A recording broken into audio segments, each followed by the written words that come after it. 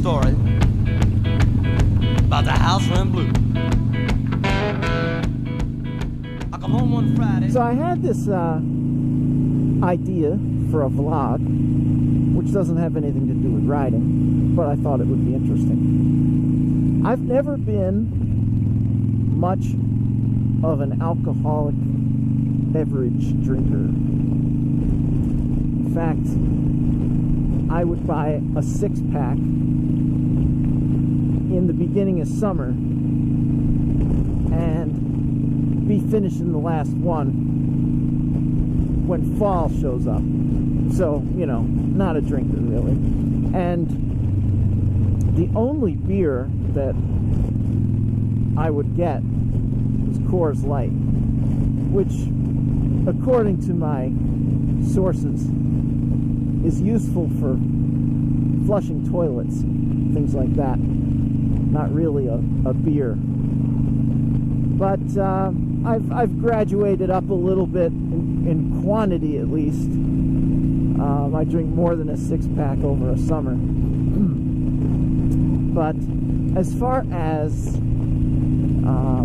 hard liquors go, never touch the stuff.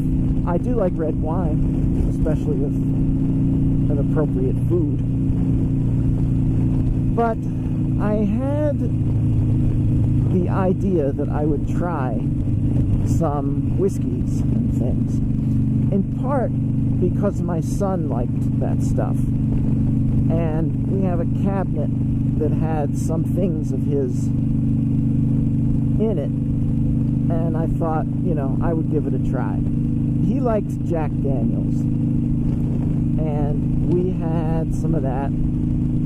I tried Jack. Didn't really appeal to me. My dad was a big Canadian club guy for the longest time, and then he moved on to Crown Royal.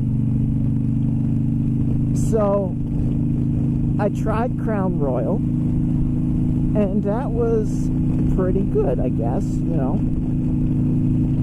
And then I ended up trying Canadian Club, and I actually liked the taste of Canadian Club better than Crown Royal. It's not as smooth or fine or whatever the adjective is, but had kind of a, I don't know if the word is oaky or smoky or whatever, but it just had a taste that appealed to me a little more. But anyway, aside from buying the Canadian and the Crown, there was a whole bunch of stuff in the cabinet from my son. And I think some of it my wife said she may have purchased over the years just for mixing and things.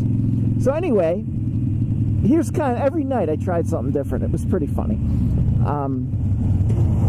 I think, well, I won't do them in order because I won't remember what order I did them in. But here are some of the things. Tried the Jack. We had Seagram's 7, which, from what I gather, is fine for mixing drinks, but if you're just drinking it neat, straight, not really that good. And I would agree, it was not that good. By the way, every time I try a different one, I would look it up online and see what some of these whiskey and other liquor websites were saying about it, so I could kind of see if my taste corresponded with them. And they didn't speak very highly of Seagram's 7. We also had just a very little bit left of Old Grandad number 114, I believe was the number. Forgive me if I got that number wrong, but I'm pretty sure it was 114, which was the proof. And yeah, wow, that stuff is powerful. I mean, I could probably use it for fuel injector cleaner. Man, that stuff was not bad at all. It was very powerful. But there was only like 2 shots worth of that, so that's gone. Then there was some Kentucky bourbon. Oh, I can't remember the name of it now, darn it. But I did not like that at all. So, passed on that. There was a bottle of Dewar's white label, I think it was white label scotch. It was kind of the light colored one. That was pretty awful. And I looked that up, and you know, that's a mass produced thing. Very lemony. Oh my word. One site described that as cleaning solution or chloroseptic. And I would agree. That did not appeal to me. So I haven't given up on scotch, but there's got to be a better tasting one than that. I think that's pretty lower end. By the way, it wasn't the Dewar's that tasted lemony. There was one other thing in the old cabinet. Southern Comfort. Wow, I thought that was a whiskey, but it's not. It's some kind of liquor, and ugh, no thanks. That stuff tasted like Pledge or something. Very lemony. Anyway, and I noticed that when I went to the liquor store that the scotches are expensive. Man, I mean, Johnny Walker, woo! You know, 40, 50, 60, 70, you know, and up. Anyway, we'll come back to scotch another time.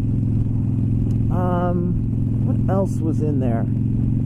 Scotch, Kentucky bourbon, oh, and rum. There was some Bacardi.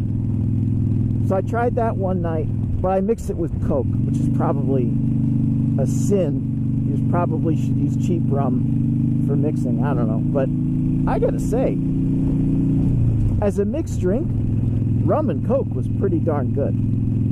That was pretty good. Anyway, it's been kind of funny because I'm 50 years old and I don't even know what this stuff is. You know, it's just not something I've ever cared to try.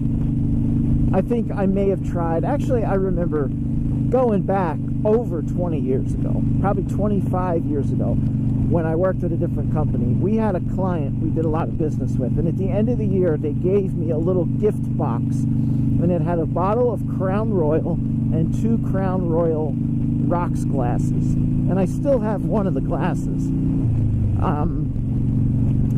I think I took a sip of that Crown Royal and was like, yeah, that ain't happening, you know.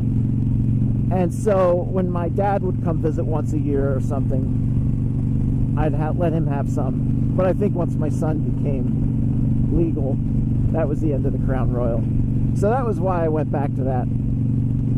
But anyway, my son used to tease my wife and I a little bit because we didn't know mixed drinks and stuff either. And when we went to Jamaica for an anniversary vacation one year, he gave us a list of drinks that we could try because open bar was included with the vacation.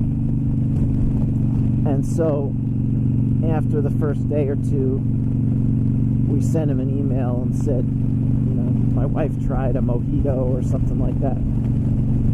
And his response was, parents, they grow up so fast, which is the kind of thing he would say to make us laugh. Anyway,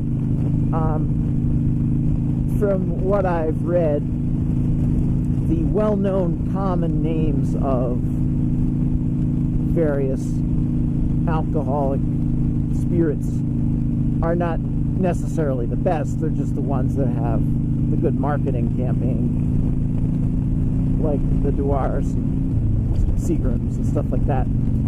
And some of the websites I've been reading would be like, you know, if you really want to try a good one, try this. And it would be something that I never even heard of. Not that I know a lot about this stuff, but I don't think I'm going to be hunting down anything like that. But it's been a little bit educational and somewhat entertaining. And I guess just something that kind of gives me a little connection to my boy. So something I'll have to tell him about someday. Anyway, I'm curious what other people like. I think, you know, as I mentioned, I'm not a big consumer of alcohol. I don't drink every day or anything like that. But if I had to narrow it down to one or two things, aside from red wine on occasion, I think Canadian Club or Crown Royal would be something I would go to once in a while if I felt like it. Just straight out of the bottle, neat, you know, not mixed with anything. But anyway, I want to know what other people like, you know, so please post a comment. And it doesn't matter if it's whiskey, rum, bourbon, scotch, whatever. Oh, I took the lid off of a bottle of gin, took one whiff, and that went right back in. Not even going there. And of course we had some vodka, which I've had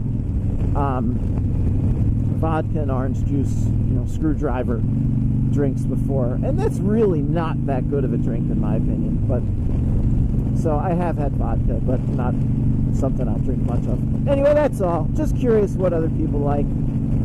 Thought it would be somewhat entertaining. That's all for this one, guys. Until next time. Make it real clear. I want one bourbon, one scotch, one beer, one bourbon.